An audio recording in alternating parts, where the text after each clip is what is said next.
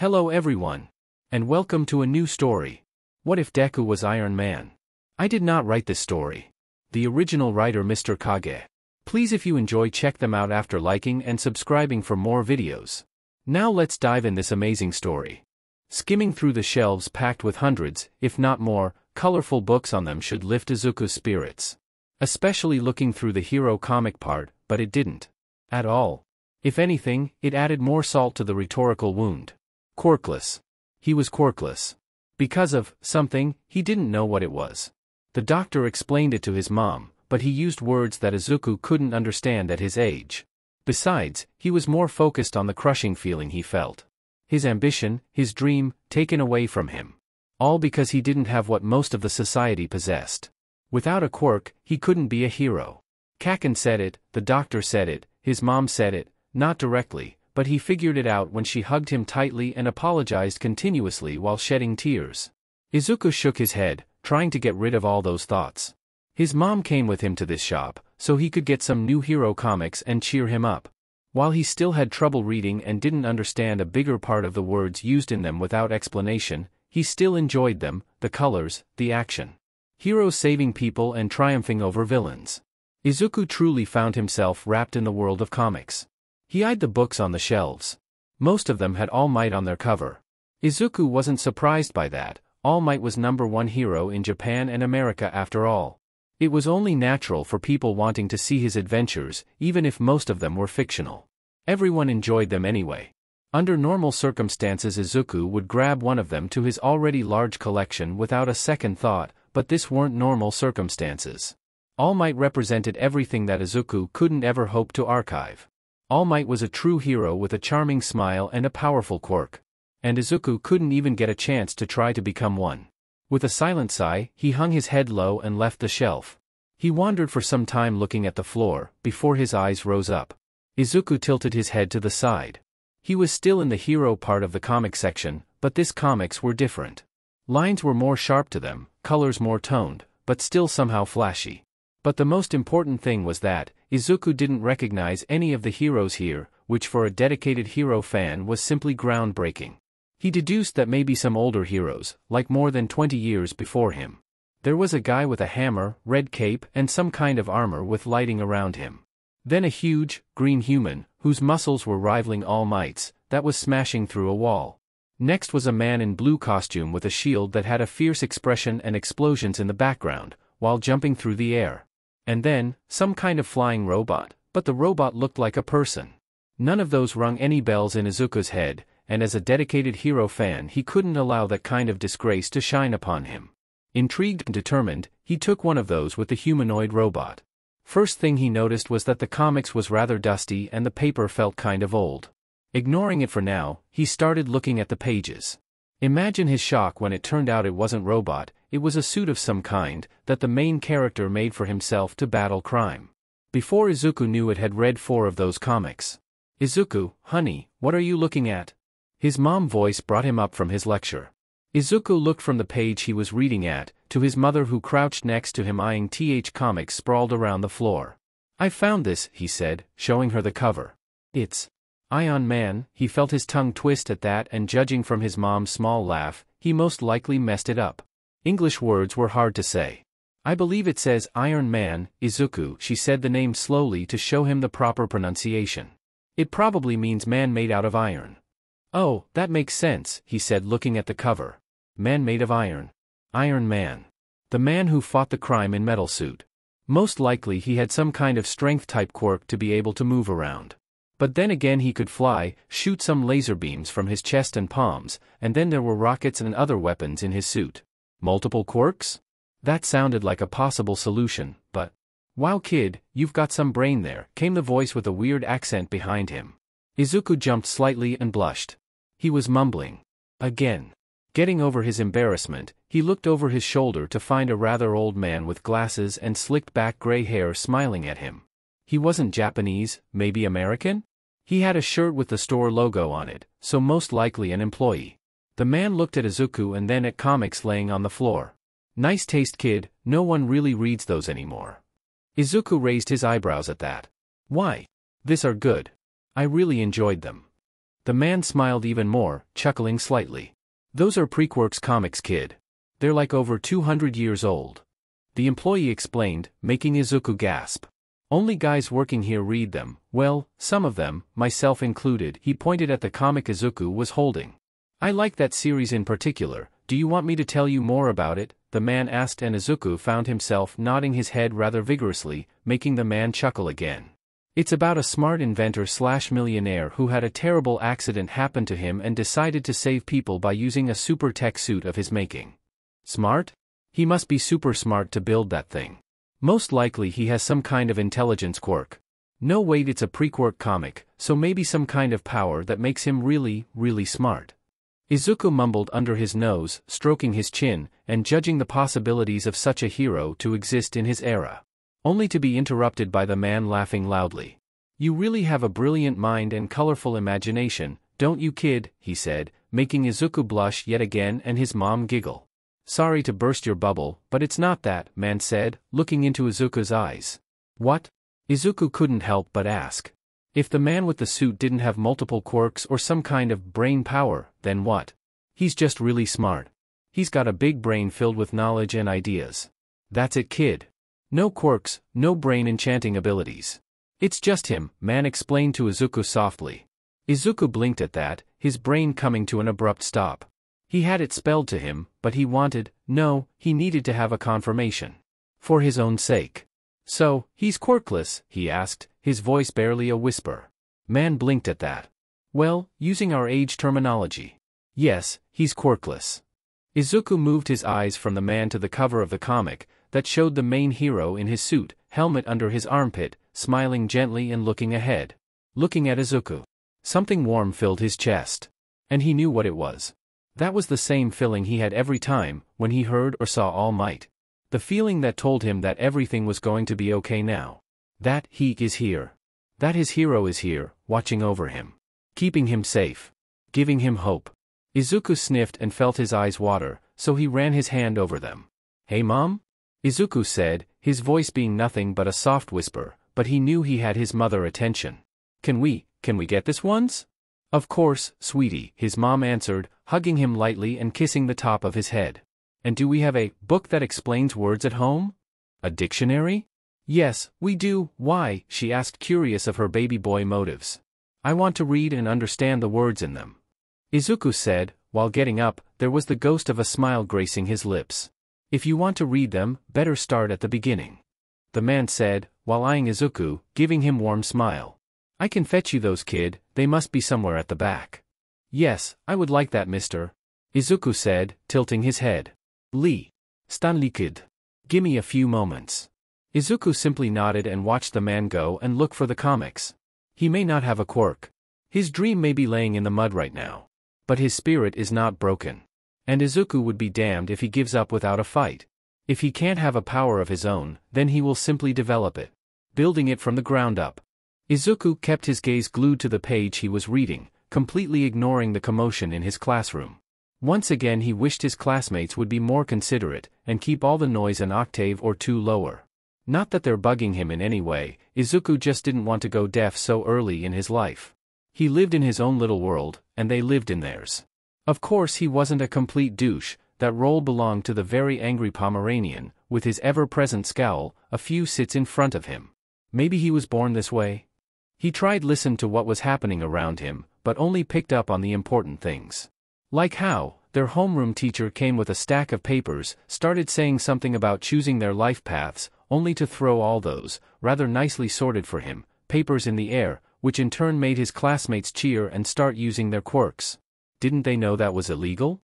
Then he heard someone ranting about his destined life path to greatness, while something popped and filled the room with a caramel scent. Only for his teacher to say something that filled the room with eerie silence, before laughter bursted from the class. Somewhere along that mildly annoying sound, Izuku heard his surname but chose to ignore it. The part he was reading now seemed rather complicated. He knew he would have to return later to it and make some notes at home.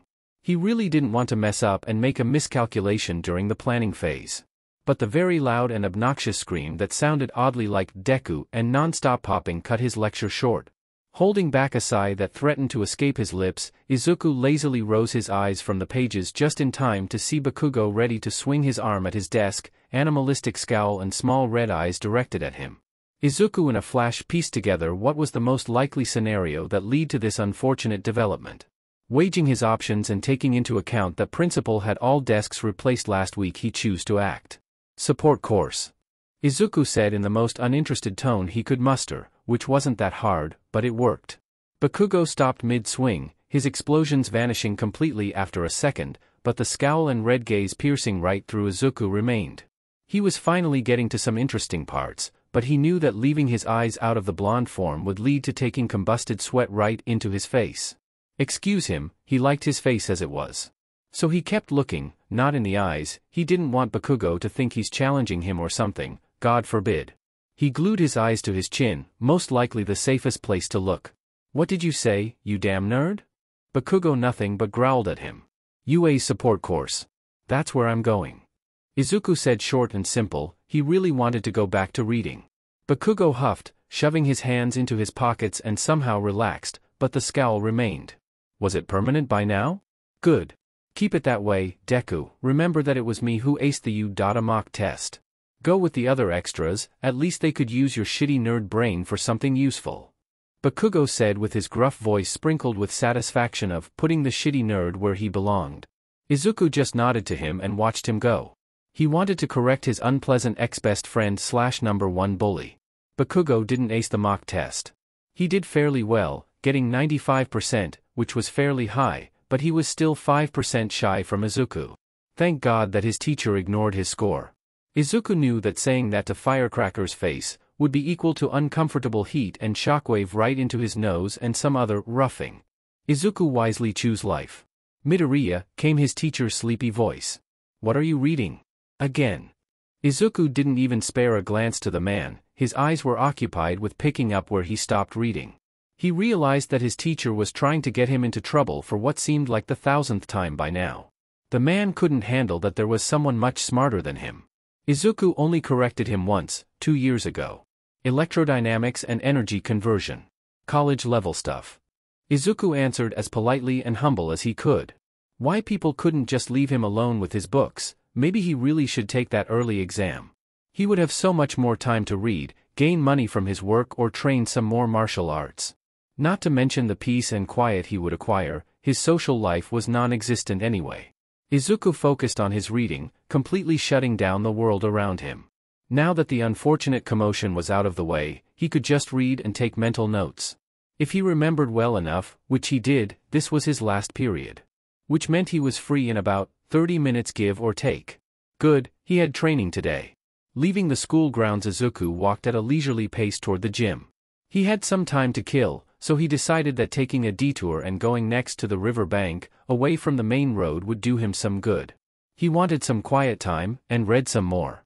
The devious bell had rung right in the middle of an important explanation. Seeing the under-bridge passage, he decided not to cross it and sit on the grass close to it.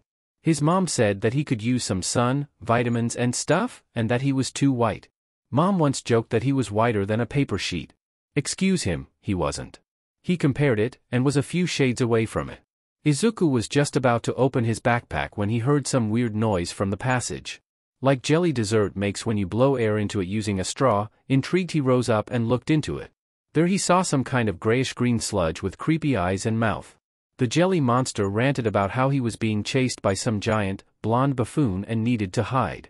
Izuku wisely decided that he didn't want to deal with it and stood next to the entrance, hiding next to the wall. A few moments later he heard a notorious and slightly obtrusive voice, a call of the super move like the one in games, and felt the extreme wind pressure rushing past him. Izuku's mind registered that he knew that voice. He knew it very well. Taking a peek, he saw an abnormally tall, buff man with blonde hair that had 2 bangs sticking up like a V, wearing green cargo pants and a plain, white t-shirt, who held a grocery bag. Yup, suspicions confirmed. It was All Might, his number 3 favorite hero. In front of him, on the walkway and walls, was green goo. Piecing together what happened, Izuku couldn't help himself but say, wow. All Might heard him and turned to him slightly surprised. The two stared at each other for a few seconds and then. Do not worry, citizen. The danger have passed. Why? Because I'm here. All Might all but shouted, ending it with his iconic laugh. I wasn't worried. Izuku said nonchalantly while shrugging a bit. And could you keep your voice down, please? I've just left the school and there is plenty of obnoxious loudness there, he said bluntly. He didn't want to have a headache or damaged hearing. Oh, of course. Sorry. All Might answered him somehow bashfully with clear embarrassment. Do you need a hand? With picking it up? Izuku asked, pointing to the whole passage behind Giant's back. We could use those bottles of yours. All Might blinked at him, taking some time to process his words. After most likely rebooting his brain, he answered, No need, young man. I've got it covered, waving his hand in front of him. Nah, I've got time and I'm always happy to help. Izuku said, a small smile on his lips. All Might looked like he wanted to deny him yet again, but Izuku already made his way past him and started gathering gross to touch sludge into a more manageable pile. The two worked silently, slowly squeezing vile slime into plastic containers. Getting work almost done and securing the most important parts, eyes and mouth, Izuku thought that he needed to tell All Might something. You know. I'm quirkless, he started, dropping the rhetorical bomb at the hero, making him stop and look at Izuku with surprise evident on his face. All my life I was laughingstock for everyone around me. Especially considering that I want to become hero in the future. Thanks to you, I may add. He flushed a small smile at All Might, but didn't stop his hands from working. I was, and still am, bullied for a genetic defect. The day I was told by the doctor that I don't have any kind of power like everyone around me was crushing. He stopped for a second, getting lost in his memories and feelings. But it didn't stop me. I still want to become hero. Still want to help people. And no matter what everyone says, I'll carry on. Maybe I won't be the number one like you, but it matters not to me. It's all for the public and media anyway. I aim to become a symbol, just like you. Although symbol of peace may be out of my reach. I don't think I'll ever have power to be that. Maybe a symbol of hope or something like that. Izuku finished, both his monologue and gathering the pile of disgusting goo. He felt somehow lighter, getting it all out of his chest to the man, who inspired him to choose his life path. Izuku rose up, straightening his back and sending All Might a big grin while handing him a bottle. All Might took a while to wrap his head around his declaration. His face morphing from surprise to slight shock and finally to admiration? Recognition? Izuku wasn't sure, but the giant smile and full belly, friendly laugh made him feel at ease. Young man, those words you've just said moved me deeply. I admire your determination and your dream. I'm going to be honest with you. The moment you said you're quirkless and still desire to be a hero, I wanted to stop you there. But I know my words would just dump down your spirit, nothing else. Let me warn you though, the path to heroics isn't padded with roses, and hero life is a dangerous one, trust me on that. His voice turned very serious at the end. No doubt some kind of personal experience. But seeing the look in your eyes and hearing the drive in your voice. Allow me to say those words to you. You, young man, can become a hero. A splendid one at that, no doubt. So carry on with your dreams and change them into reality. All Might finished while giving him a thumbs up. Izuku couldn't help but smile widely at that. He felt his eyes itch a bit, most likely due to the tears that were threatening to fall from them. Stupid Midoriya waterworks. Quickly he rubbed them against his sleeve and looked at the hero. Thanks. That means a lot to me. He eyed the bottles that were shoved into All Might's side pockets. Considering that All Might's most used way of transport was literally jumping into the sky, those two containers were sure to fall out. Give me a moment, All Might. I have a duct tape in my backpack. We can secure the bottles with it.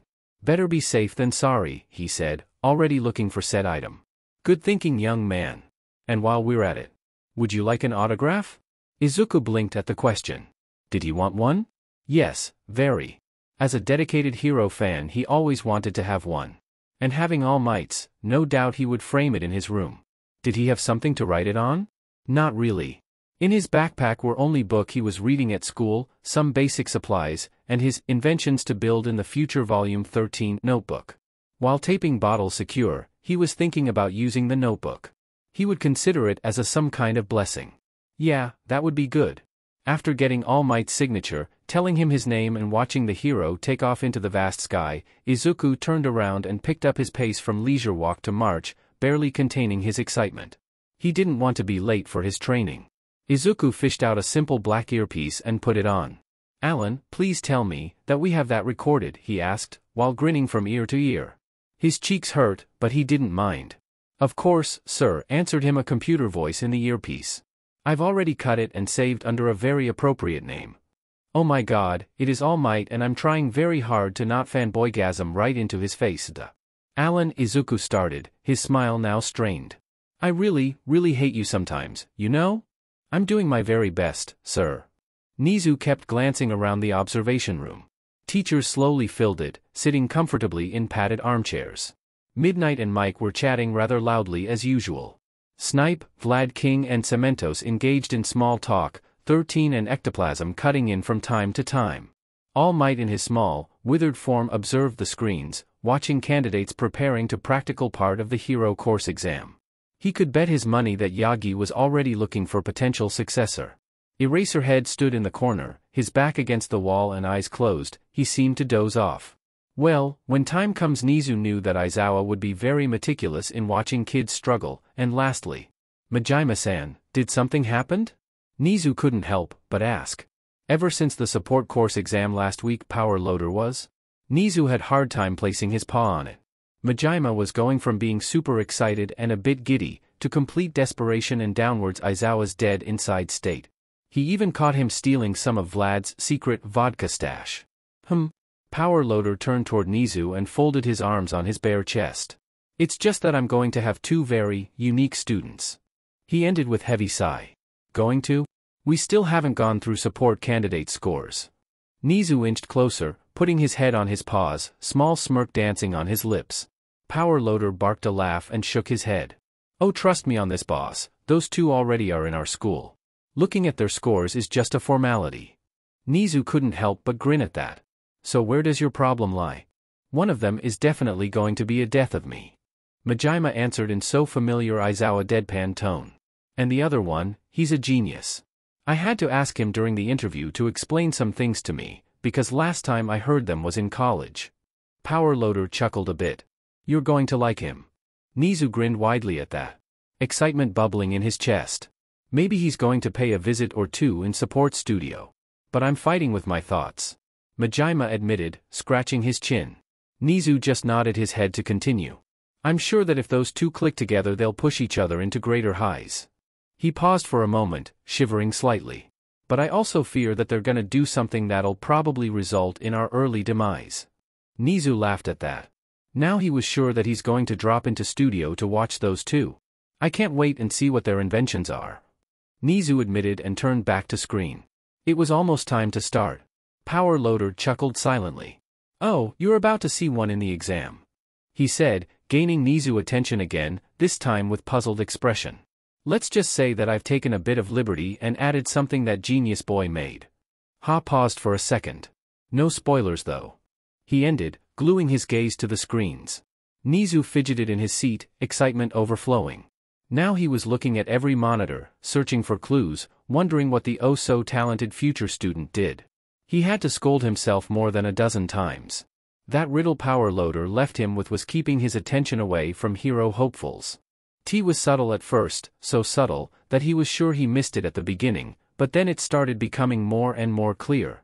He heard murmurs beginning to rise in the room, other teachers picking it up. Questions flowing from one to the other. Is it me or do those bots seem smarter? Finally Snipe asked what was in everyone's heads. Nizu heard cackling and looked at Majima to see his shoulders rising with every sound, huge Aizawa-like grin on his face. Majima-san, would you be so kind and enlighten us? Power Loader took few deep breaths and turned toward his fellow coworkers. What you're witnessing, my dear friends, is the work of a support student candidate. He savored their surprised reactions, even the ever-so-stoic Aizawa raised his eyebrow. In his mind he started thanking Genius Boy, his work was going to make his day. Long story short, Kid not only changed the whole bot operating system. He gave them a new one.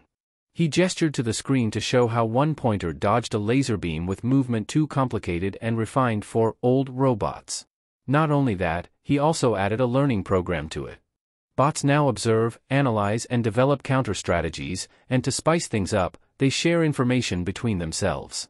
Lastly, if a bot judges that his opponent is too much for it, it calls for help.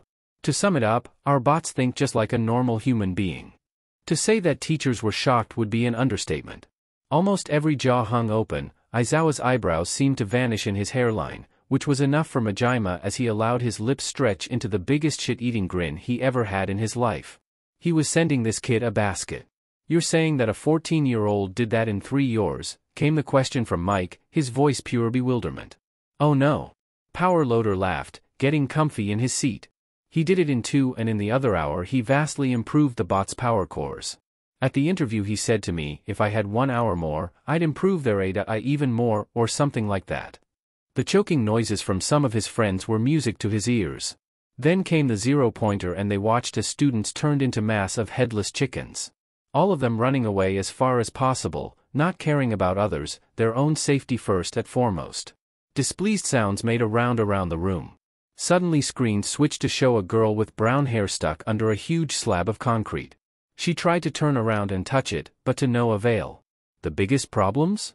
No candidates around her and a giant behemoth rolling towards her. Power Loader stopped that robot. Came the distress call from All Might. "No need." Majima answered nonchalant, checking his nail protectors. "What? This girl is going to be rolled over." Yagi screamed, standing up, steam rising from his body. "She won't." Power Loader pointed to the screen, smirking slightly. "Just shut up and watch." They all watched in anticipation as the giant robot came closer and closer to where the girl was lying, and completely ceased its movement. Its head spun around, making it look like Lost Puppy. Then lowered its arm, swiping the concrete from the girl just to gently pick her up and leave her on the side of the road. Then it casually continued chasing after other kids, making girl stare at it with her jaw hung open. Kid added extra lines for the 0-pointer. "If it can't go around students unable to move out of its way, it helps them. Tested it on myself." Majima simply stated, burning the image of his coworker's slack jaws with Nizu insane laughter in the background into his memory. He couldn't wait for that genius kid to come to school. If it lead to more situations of this kind, Power Loader will gladly take any consequences. Izuku breathed in slowly cold air and released steam from his mouth. He was glad that he listened to Mom and took that hideous yellow scarf. It was super freezing today. He ran his hand against frigid stone, shoving accumulated snow on the ground. "Hey, Stan," Izuku said in a somewhat somber voice. It was closing on a year now, since his boss, friend and grandfather figure died. Izuku didn't remember last time he cried so much. Not even declaration of his quirklessness was that hard for him to deal with. He owed so much to that man. He alongside his mom shaped him into who he's today. It was Stan who gave Izuku the idea, no matter how insane it may look, to turn comics into reality.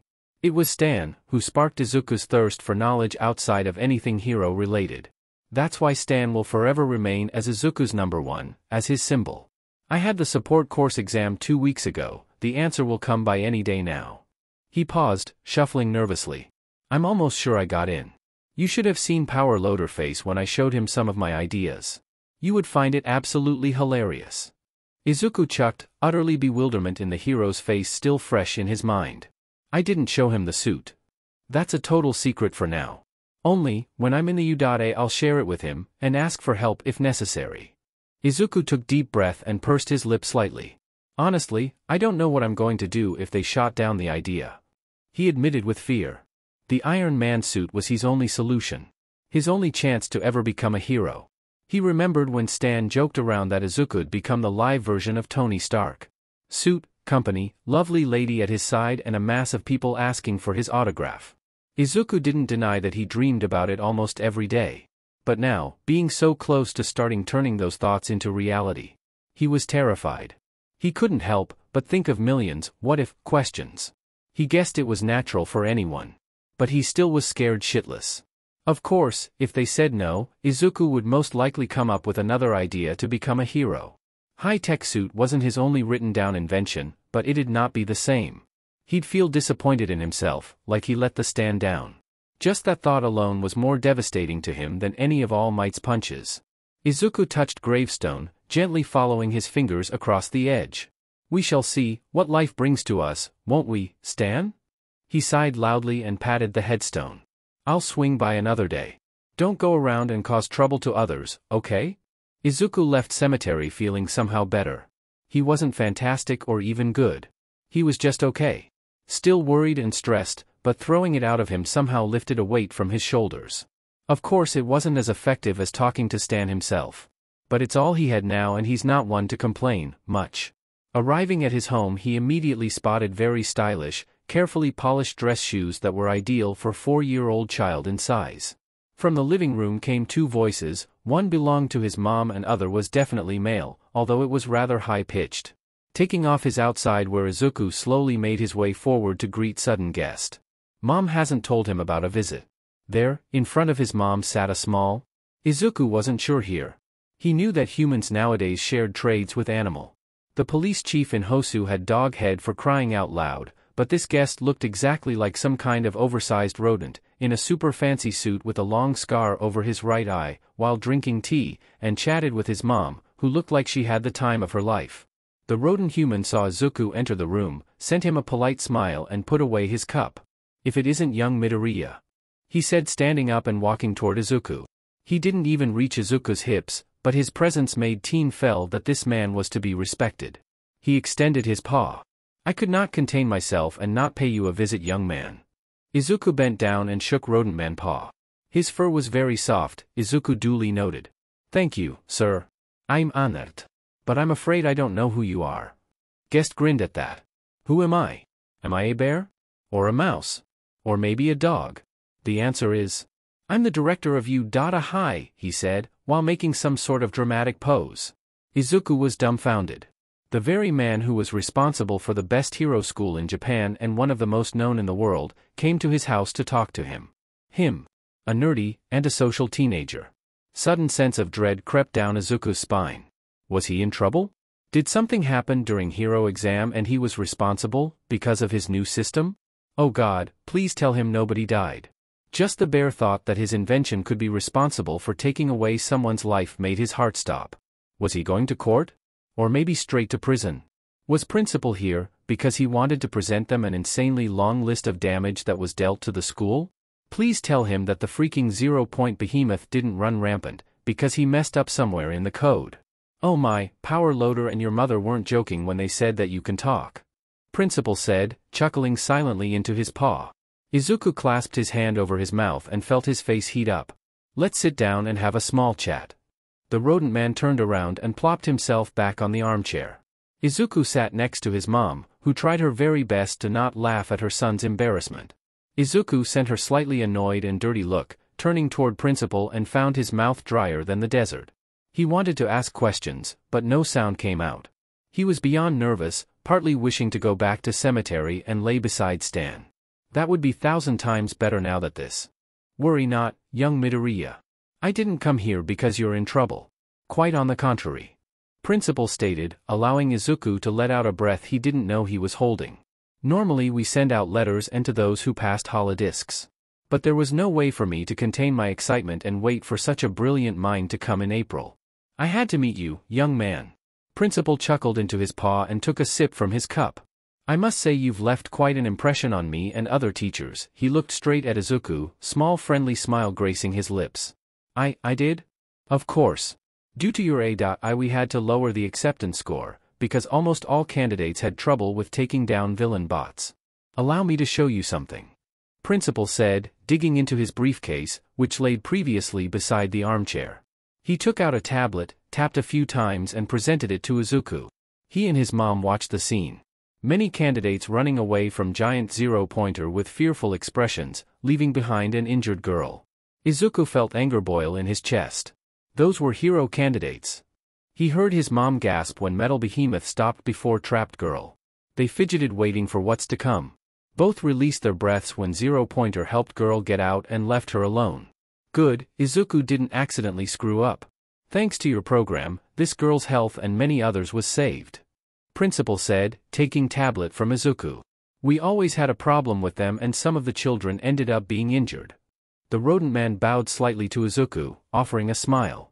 Izuku himself felt all of his earlier anxiety vanish. He helped someone. His invention helped. He could do it. He really had a shot at being a hero. I must say, I'm greatly impressed in your programming skills, young Midoriya. And Power Loader told us about your wonderful mind. Allow me to congratulate you, Izuku Midoriya, you are accepted into the U-Data Support Department as a member of Class 1H. Principal said, while placing the official letter on the table. Izuku's mom hugged him with all her might and he himself felt a happy loan tear down his cheek. He did it.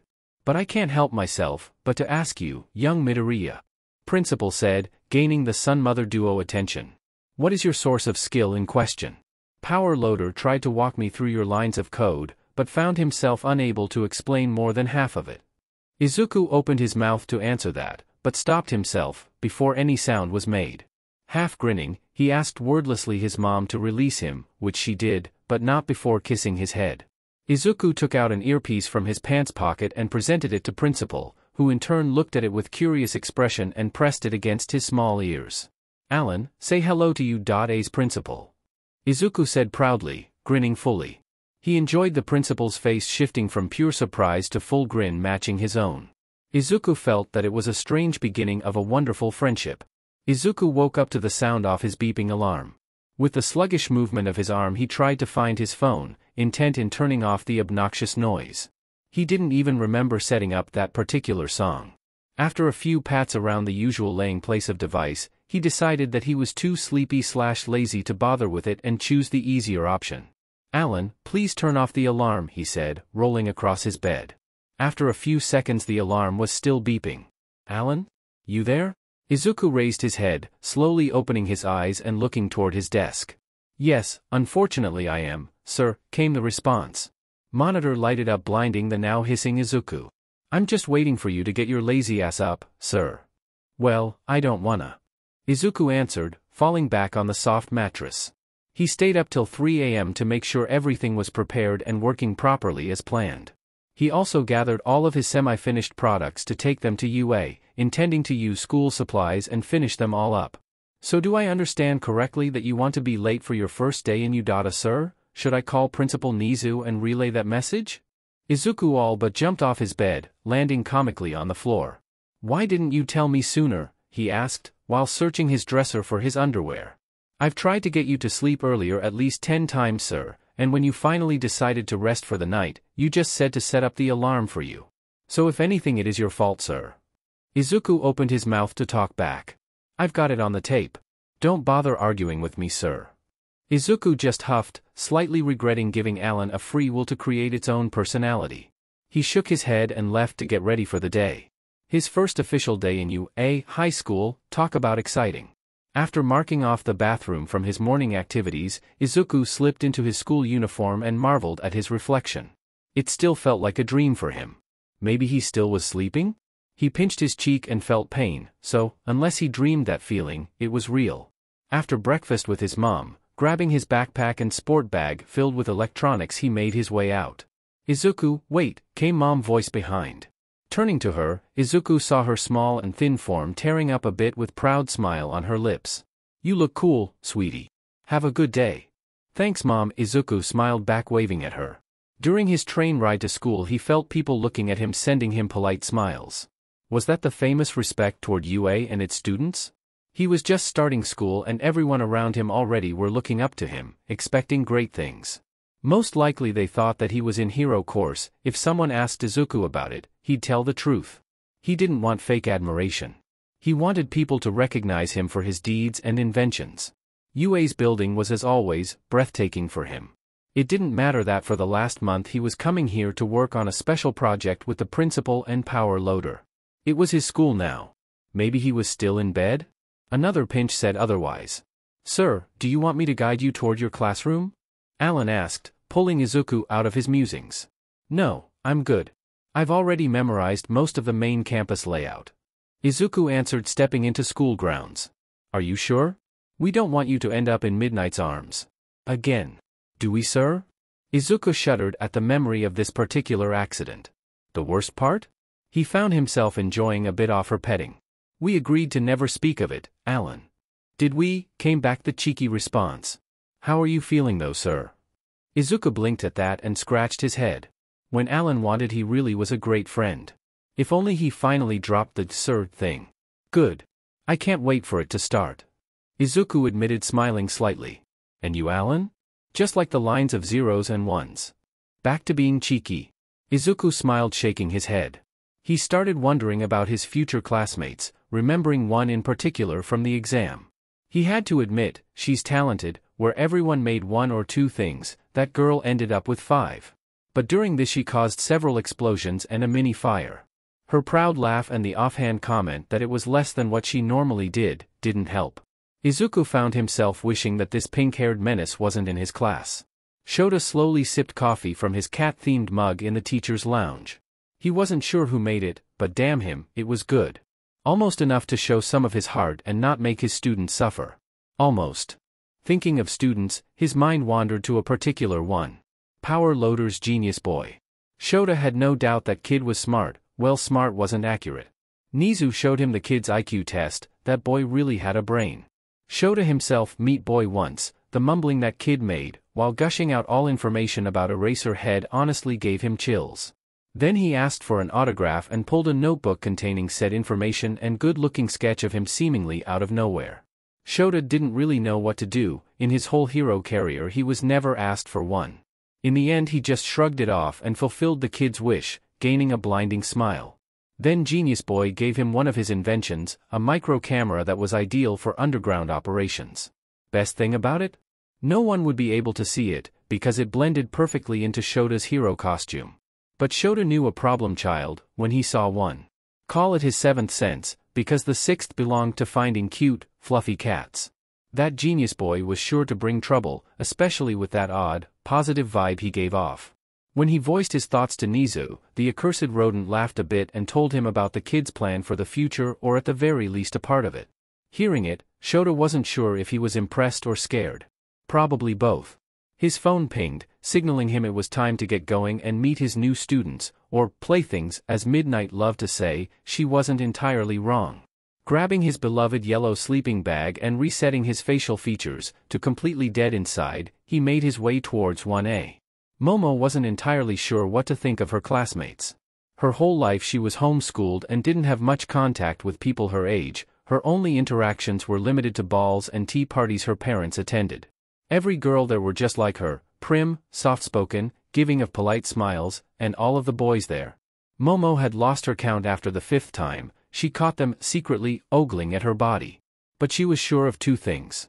The extremely loud blonde with spiky hair and ego bigger than the whole school, and the little perverted kid with purple balls on his head were not on her list for potential friends. Ever. She wanted as little to do with them as possible. Already she caught little perverts stare at her body 4 times. Then came their homeroom teacher, and Momo again found herself unsure what to think. Judging from the dark bags under his eyes, he looked like he was about to drop to the floor on his next step. His state of wardrobe and hair made him similar to hobo living under a bridge. She knew it wasn't good to assume things about people. She was raised better than this, but she couldn't help but think that way this time. Aizawa-sensei gave them their PE uniforms and told them to meet him on the training field beside the school's gym. Good thing she already memorized school layout. After arriving, Aizawa-sensei told them about the quirk apprehension test. Momo found herself intrigued by that and silently mused about it. The teacher most likely wanted to see them in action to judge their control and fitness. After a short speech her teacher pulled out his phone and started tapping.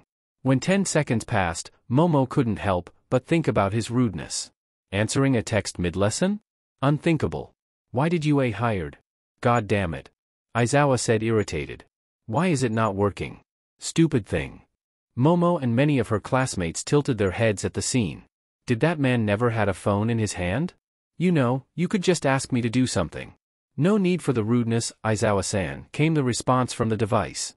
What the heck, said someone from her class. Momo ignored the crude language and focused at the phone in the teacher's hand. Last time she was in UA, during her special exam for recommended students, she didn't hear it. Was it some kind of computer program or maybe someone called Aizawa-sensei? Sensei, what was that voice? Asked a girl with brown hair. Allow me to answer that, and Aizawa-san, please be so kind and stop blocking the camera feed from your shirt. I like to see my conversationalists. The device said again, and after the teacher rested his arm against his body, it continued, hello students of 1A, my name is Alan. Starting today you could consider me a helping program for the whole UA educational system. I'm pleased to meet you all and hope that we get along. Momo found her jaw dropping slightly, mirroring the state of most of her fellow classmates. That thing, Alan, sounded just like a normal, skin and bones, human being, and he was so sophisticated. That was some impressive technology. Holy shit. So UA has a robot of some kind? So cool, said boy with black lightning bolt on the left side of his hair. It's not a robot. Momo said, gaining everyone's attention. It's artificial intelligence. A very developed one. Am I right, Alan? Yes, Yaoyorozu-san, you're indeed correct. My creator is the very same person that greatly improved the villain bots from the entrance exam, and it's thanks to him that Uraraka-san's Heath wasn't in any real danger from Zero Pointer. So it had access to student files. Wow, so he must be some really smart person. So cool, said pink-skinned girl with horns, bouncing on her feet. Alan chuckled at comment and surprisingly it wasn't creepy. My creator is a first-year student, just like you. Now, that was something. Momo couldn't help but feel amazement. Whoever that student was, she must be very talented. Aizawa-sensei cut short the rest of the conversation, signaling the start of the test. To show them the school motto, he gave the ball to the rude blonde and said to throw it. She had to give it to him, he was powerful. After her classmates' cheer of happiness at the possibility of showing off, their teacher told them that last place is going to be expelled. An obvious lie in Momo's mind, no way UA would allow that on first day. But he had to agree with Aizawa-sensei when he stated the grim truth about the world. Momo felt she did quite well on the test. She used her intelligence and quirk to create things that would allow her to score to the best of her ability. On the pure, physical part, she also did well enough. She also paid attention to her classmates, noting their quirks, scores and overall performance. That would be useful in the future, and to help her make some friends. No, she wasn't in despair for a normal contact with people her age. Not in one bit. She noticed that during the exercises Alan talked with class, giving polite comments, motivating them to do their best. She felt slightly weird when her cheeks heated up at one of his compliments. Excuse her, not every day a super advanced computer program says that her intelligence is magnificent. Aizawa-sensei showed them their scores. She was very pleased with first place. Maybe she wasn't as powerful as some of her classmates, but the sheer versatility that her quirk gave was more than enough to secure the spot. She used the scoreboard as a chance to learn the names of her classmates. She couldn't help but blink at the third place, who was Angry Blonde Pomeranian? The fuck? Who the fuck did this? Well, there was her answer. Apparently, Angry Blonde Pomeranian was that obnoxiously loud and rude boy with the explosion quirk. Momo, despite her well-mannered upbringing, found herself agreeing with the name displayed. He fumed, wild scowl on his face and popping sounds coming from his hands. Looks like his quirk matched his personality rather nicely. Or maybe it was the other way around? Why, I did it, I thought it was fitting for you, came Alan's voice. She could only imagine him with very pleased smirk. You wanna fucking die, you stupid program? Just wait till I find your unit. I'll blow you to fucking scraps. The Pomeranian screeched while popping even more explosions. He could use anger management therapy. Momo believed that she would be able to find some specialist for him. Alan just laughed of the treat. I would like to see you try, firecracker. That made Momo raise an eyebrow. Despite Alan's almost never-changing tone of voice, that sounded like something personal. Very personal. Now, I believe my time with you all is over, and I'm looking forward to our next meeting. Till then I wish you all a good day. Momo was very pleased that this program was so civilized. She hoped its creator at the very least matched Alan at that department. She looked at Aizawa-sensei, who was observing Pomeranian with narrowed eyes. He then moved his look from him toward a different student and pointed finger at him. You're expelled. Every sound stopped and all eyes looked at the boy, who had shocked expression. What? But I placed 11th, he all but shouted. Unlike Mineta, who gave his all, you simply took it at a leisure pace. You really think heroism is a game, don't you? I saw you during entrance exam, there you were at least trying. Get out of my class. Maybe the principal would be gracious enough to grant you a place in Gen Ed. Aizawa-sensei answered in a serious, if not also annoyed tone. Momo felt disappointed. She believed that teacher lied to them to motivate them in his strange way. Well, it motivated some, but she really thought that it was just a harmless threat. She looked at Mineta, who rose from his knees and cheered loudly at dodging a bullet. She hated to admit that despite all the shameless ogling he did toward the girls, he really tried his best in all of the exercises. Although her mood was slightly dampened by the whole deception thing, she found herself excited at the prospect of tomorrow. She was in the hero course and finally had a chance to show everyone and herself that she wasn't just some rich girl with influential parents. A big explosion followed by smoke came from one of the nearby buildings pulled her out of her thoughts. Nizu looked at the monitor, his grin getting wider and wider. He really had to thank young Midoriya for suggesting it. Paying for those additional storage units was totally worth it. Nizu was sure about it. Watching his student progress in ultra-high definition while drinking a good cup of tea was his favorite thing to do now. All thanks to Alan and young Midoriya's micro-cameras. He issued them to all teachers, doing also a favor to Alan, because the AI wanted to see with who he was talking to. He said it made him feel more human, which in turn made Nizu cackle. He savored yesterday's 1A quirk apprehension, very pleased with results. He should thank Alan later for all of the encouragement he gave to the students, making their job so much easier. To help students develop even more, just show them the footage to find what they struggle with and voila. It could also serve so many more purposes. For example, oh, there it was. That quick anger, that hostility, that animosity. So that was exactly what Alan mentioned to Nizu. He had to admit, when he was first presented with that information, he just threw that the kid was just really passionate about it. But now, judging from yesterday's video and many, many others that Alan provided, while asking for secrecy, Nizu saw the issue loud and clear. No doubt changing young Bakugo's name to that rude, but extremely hilarious, fitting nickname was just part of proving his point. He had another endeavor in the making, and he wasn't sure if it was good thing or not. Sure, Flame Hero was excellent when it came to crime fighting and investigations, but it all ended there.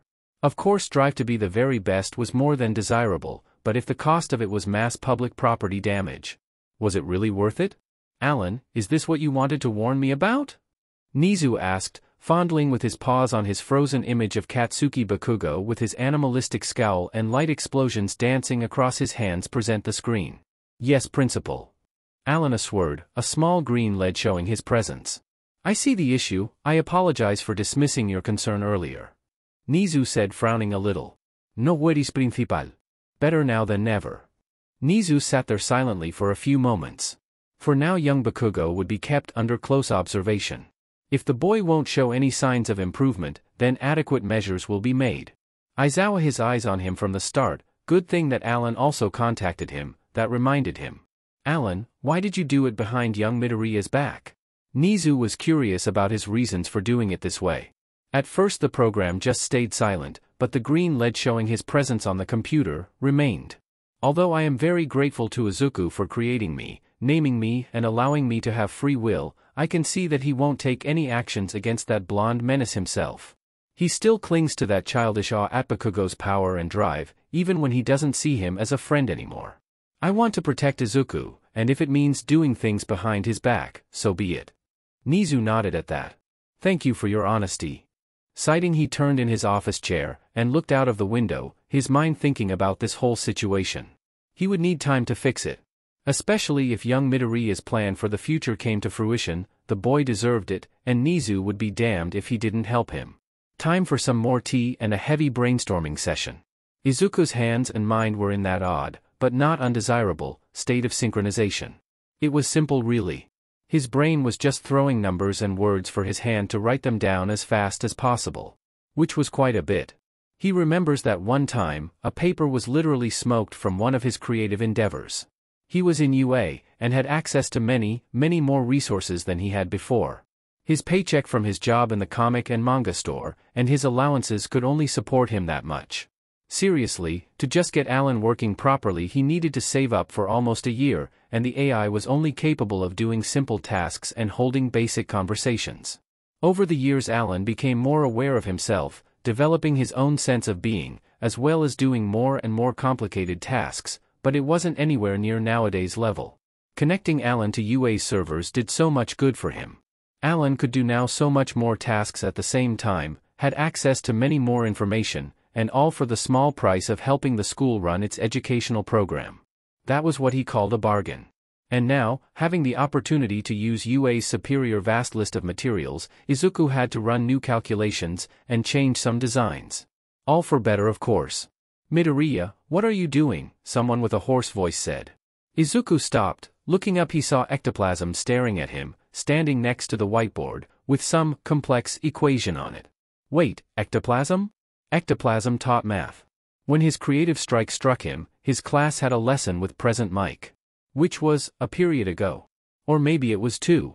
Wait, lunch was just around the corner, and after that he had the most glorious period he could have. 3 hours in UA's support department workshop. He had to do so much today.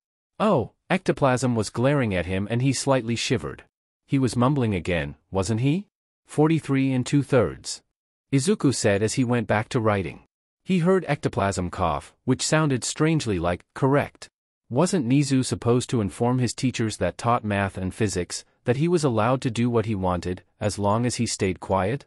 He proved to Nizu that he was far above all they had to offer him in those. It was one of Nizu's logical tests or something like that.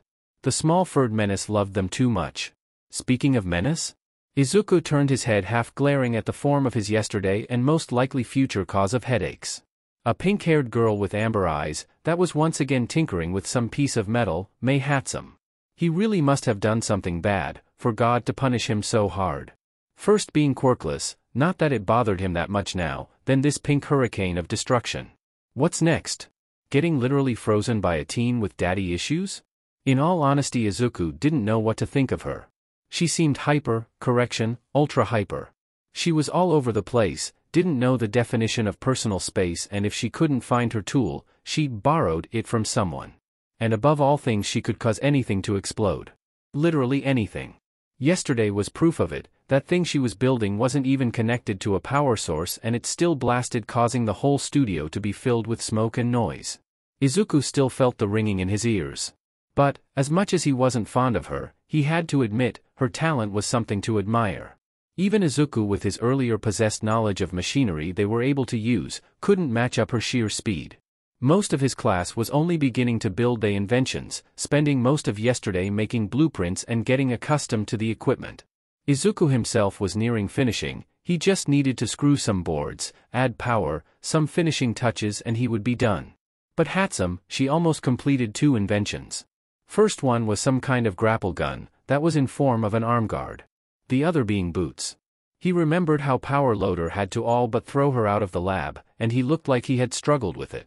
Izuku pondered about it and he decided that if the need arise, he'll try and do his best to befriend her. Maybe they could bounce some ideas between themselves and find a middle ground, but only if it comes down to necessity. That girl was wild and would easily be able to send him flying, no doubt with one of her explosions.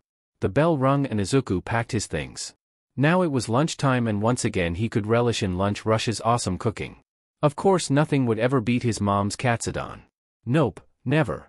Izuku took one more glance towards Hatsum only to find her desk empty, chair laying on the floor. This was it.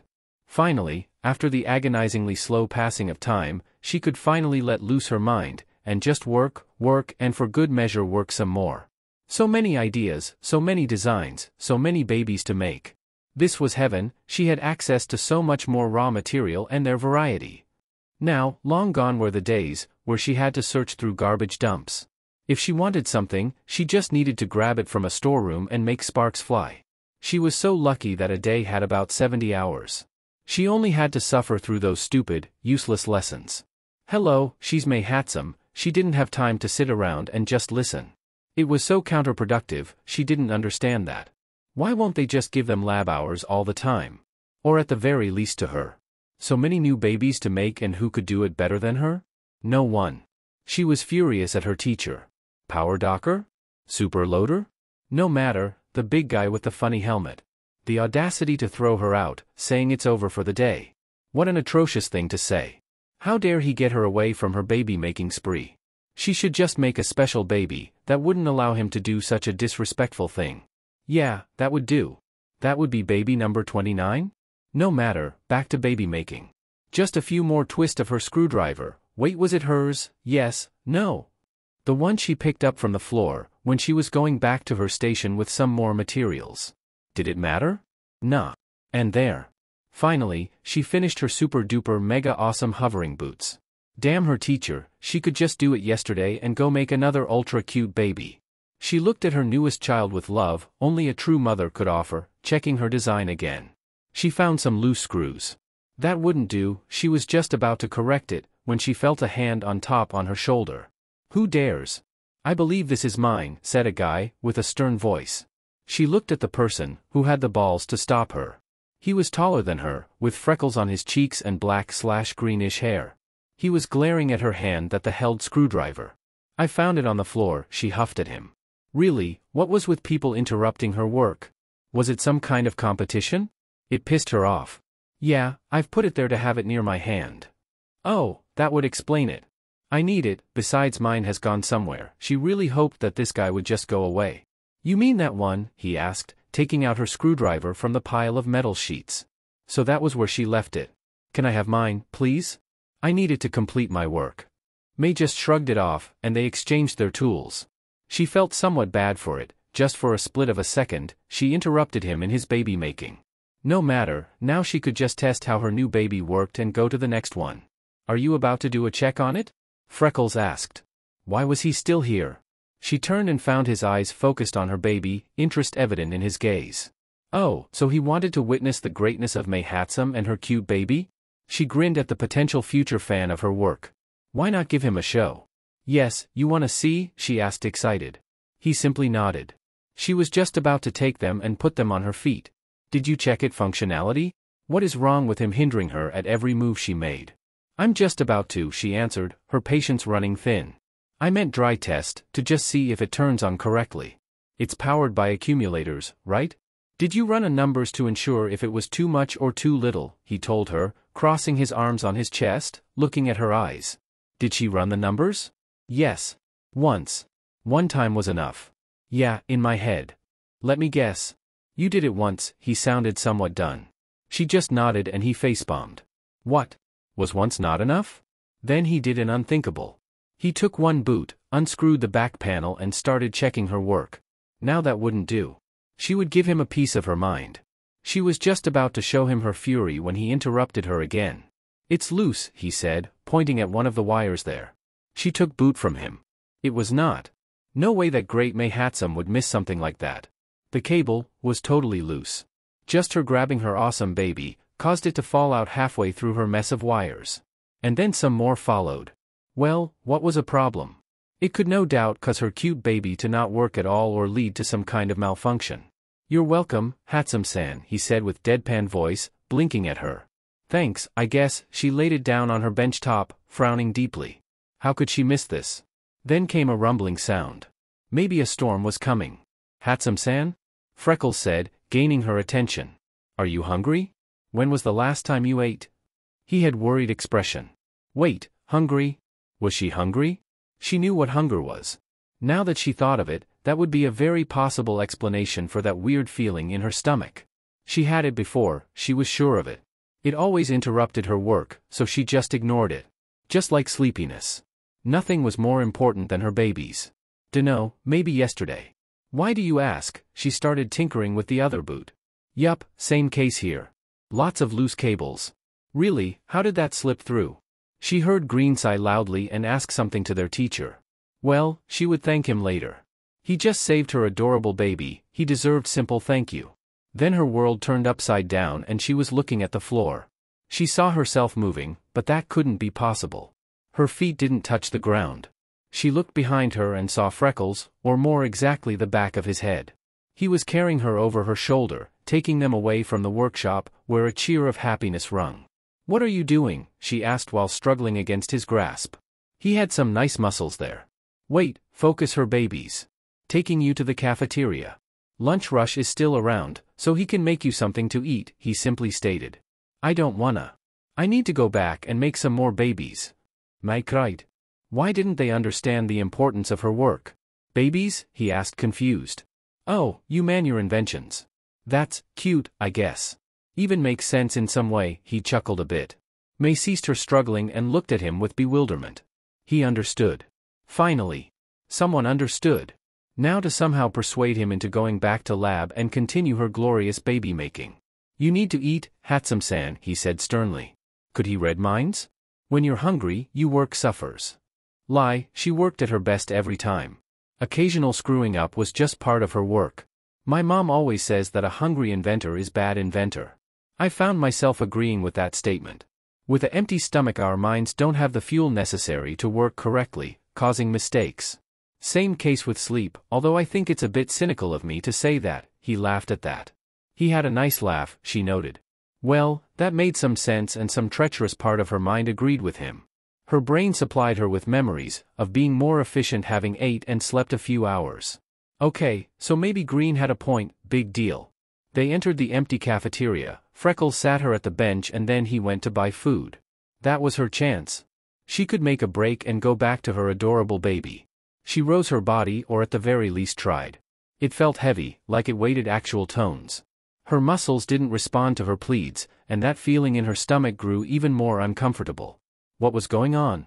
There you go, Green said, presenting her with full tray of food. It smelled good. Well, she wasn't one to say no to the free food. Holy crap. This was delicious. How come no one told her about it? She took the next bite and another one, almost choking while inhaling the tasty meal. Maybe she would pay a visit here from time to time. She looked up at Freckles and found him smiling so brightly that she mistook it with the sun. Thanks, I guess, she said, confused between bites. Just happy to help. His smile changed to one more kinder and May found herself charmed by it. He seemed like a nice guy. They sat in silence, only interrupted by her chewing. She should be content with it, but she wasn't. This guy was different than just anybody else. Normally people looked at her weirdly and tried to avoid her. And she was fine with it. More time for her babies. But him, Freckles, he seemed like he understood her and her mind. At least it seemed that way. So May decided that she's going to do something new. Socialize. It started somewhat awkward at first, but then? She wasn't sure when her food vanished and how much time they've spent just talking, laughing, and bouncing off ideas. It was so exciting. To find a kindred spirit. Green turned out to be such great company. And he had muscles, her mind added. Muscles, great brain, and understood her without a hitch. Yeah, he was kinda plain looking, but it didn't matter. He would make a fine partner. In her baby making, of course, her dear children could use a father. Hey, Hatsum-san? Not that I'm complaining, but why do you keep calling me Freckles, Green, or Muscles? He asked, scratching his temple, blushing lightly. I don't know your name, that was it? Plain and simple. He looked at her stupefied. You don't know? His voice deadpanned. She just shook her head. What about our classmates? Another shake. Teachers? Third time and sold to the big-headed, curly-haired nerd. He laughed and sent her an amused smile. Did she say something funny? He extended his hand. Izuku Midoriya, pleased to meet you, Hatsum-san. She took his hand into hers. It was rough, good kind of rough. It's plain. Your name, that is. He laughed. So I've been told, he said, before sighing lightly. We should go back. May nodded in agreement, and stood with him, ready to follow him out. They walked back in comfortable silence. May pondered about how to ask him if he wanted to make babies with her from time to time. No, wait, all the time. There, that sounded so much better. Should she just say it? Or maybe she should somehow lead him to propose it. Hey, Hatsum-san, he said, looking toward her with a small, kind smile. How about I finish my work, and I help you with fixing your hover boots? She loved problems that solved themselves. Yeah, I'd like that, Izuku. May bounced up and down, not even trying to contain her excitement. Izuku, he shouted, his face red and mouth open. May tilted her head. Yeah, it's less plain than your surname and shorter. The less we need to call each other, the more time we have to work on babies together. Her logic was as always perfect. Izuku's face reddened some more and then laughed loud and friendly, holding his stomach. She liked that sound. Well then, I suppose that I need to call you May in exchange, don't I? He said, smirking. Knew you would get it, she said, punching him lightly in the arm and laughing some. They continued their walk, thinking about the wonderful start of a marvelous friendship. By the way, May, your hands are really soft and nice to touch. Why were her cheeks hot? And that's it for today. Thank you for watching. Please like, subscribe, and support the writer. See you in the next part.